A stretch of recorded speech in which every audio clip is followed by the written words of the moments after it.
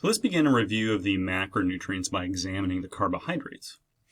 Most carbohydrates are derived from plant-based dietary sources. The only two exceptions to this are lactose and glycogen.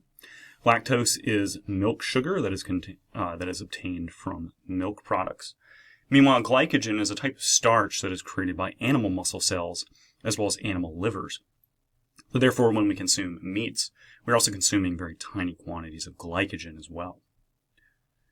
There are really kind of two types of carbohydrates that we'll examine here, the monosaccharides and the disaccharides. The monosaccharides we'll see in just a moment, and the disaccharides are actually two monosaccharides that are joined by chemical bonds. And collectively, the monosaccharides and disaccharides are collectively called sugars in the dietary terminology. We have some major polysaccharides, which are long chains of sugar molecules or long chains of monosaccharides that are joined by chemical bonds. The main polysaccharides that we'll examine are starches and fibers. There are three monosaccharides. These are glucose, fructose, and galactose. So recall that carbohydrates and starches have to be broken down into monosaccharides in order to be absorbed through the walls of the small intestine and enter the bloodstream.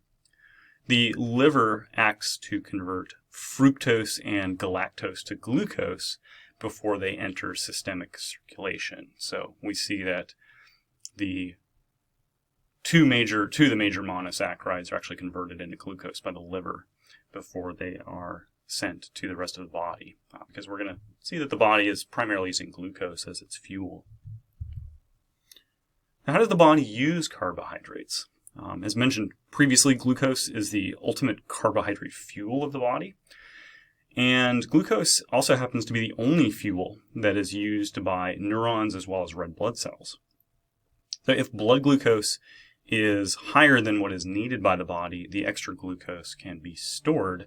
And we see that this extra glucose can be stored as stored in one of two ways. It can be converted into glycogen, or that glucose can be metabolized into fat.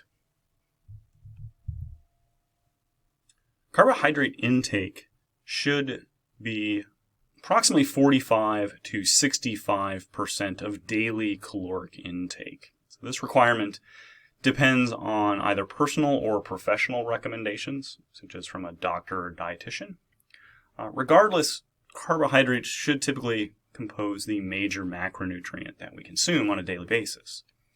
This recommendation is based on complex carbohydrates from things like fruits and vegetables, because these sources also contain things like proteins, fats, vitamins, and minerals.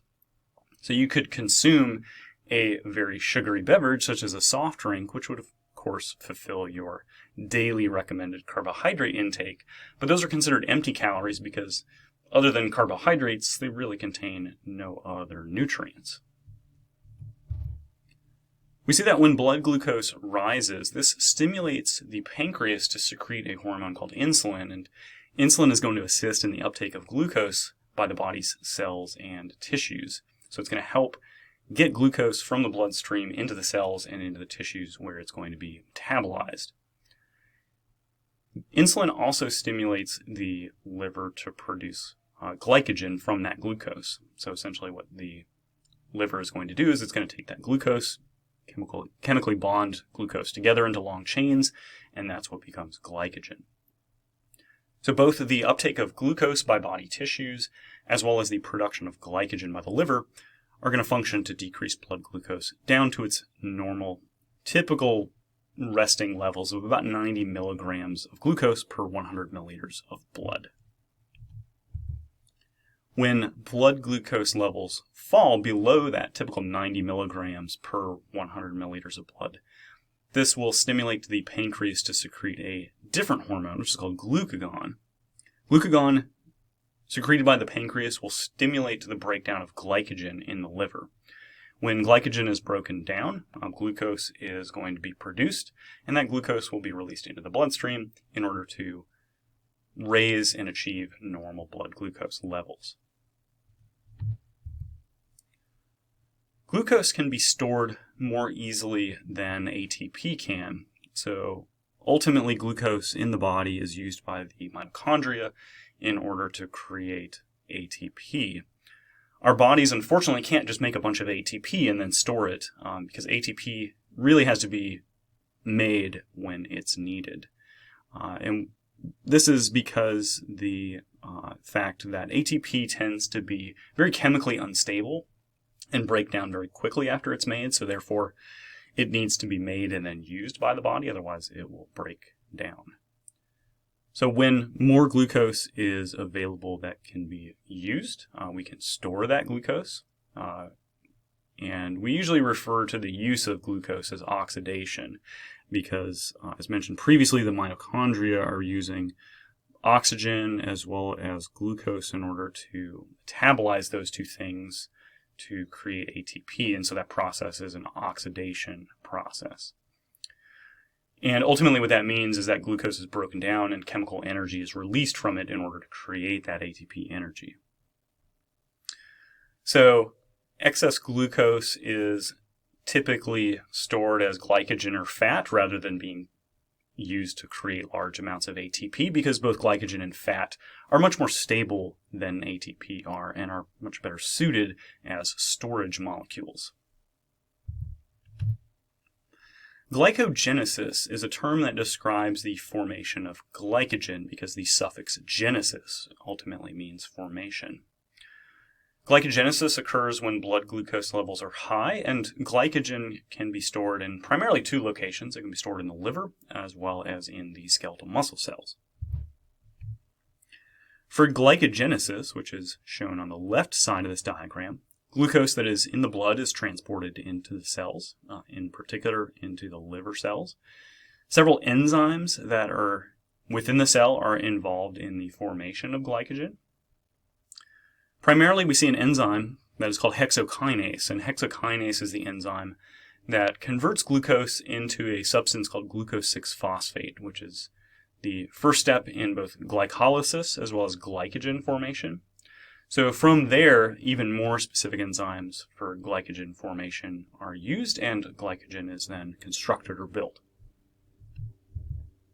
Glycogenolysis describes the breakdown of glycogen in order to form glucose. This is essentially the opposite of glycogenesis because it's breaking down glycogen into its original glucose subunits. And this occurs by a process that's known as hydrolysis, which hydrolysis means breaking down in the presence of water. So not surprisingly, glycogenolysis occurs when blood glucose levels are low because that's going to stimulate the breakdown of glycogen in order to release glucose into the bloodstream so that our bodies can use it. So low blood glucose levels will trigger the breakdown of glycogen in the cells, which is shown on the right side of this diagram. Once again, very specific enzymes are called into play in order to break down glycogen into its original glucose components. And this breakdown of glycogen will then create glucose that can be released into the bloodstream. See, the formation of glucose from non-carbohydrate sources is referred to as gluconeogenesis because the term neo means new. This process uses a substance called glycerol, which is a byproduct of lipid breakdown, and it also uses amino acids that are the subunits that are used for building proteins. So both glycerol and amino acids are used as sources of carbon in order to create new glucose molecules. And gluconeogenesis is a process that occurs in the liver using several different enzymes. So we see that declining plasma glucose levels, or declining blood plasma glucose levels, will trigger the pancreas to release that hormone called glucagon. Glucagon will stimulate both glycogenolysis as well as gluconeogenesis by the liver, which will help raise blood glucose levels during periods of fasting, starvation, or even if the individual is on a low carbohydrate diet. So we've seen a lot of similar sounding terms in glucose metabolism, so let's summarize them here real briefly. Recall that glycogenesis is the formation of glycogen from excess glucose. Glycogenolysis is the breakdown of glycogen to form glucose. And gluconeogenesis is the formation of glucose from non-carbohydrate sources, such as the glycerol that's produced from the breakdown of lipids, or amino acids that are liberated from the breakdown of proteins.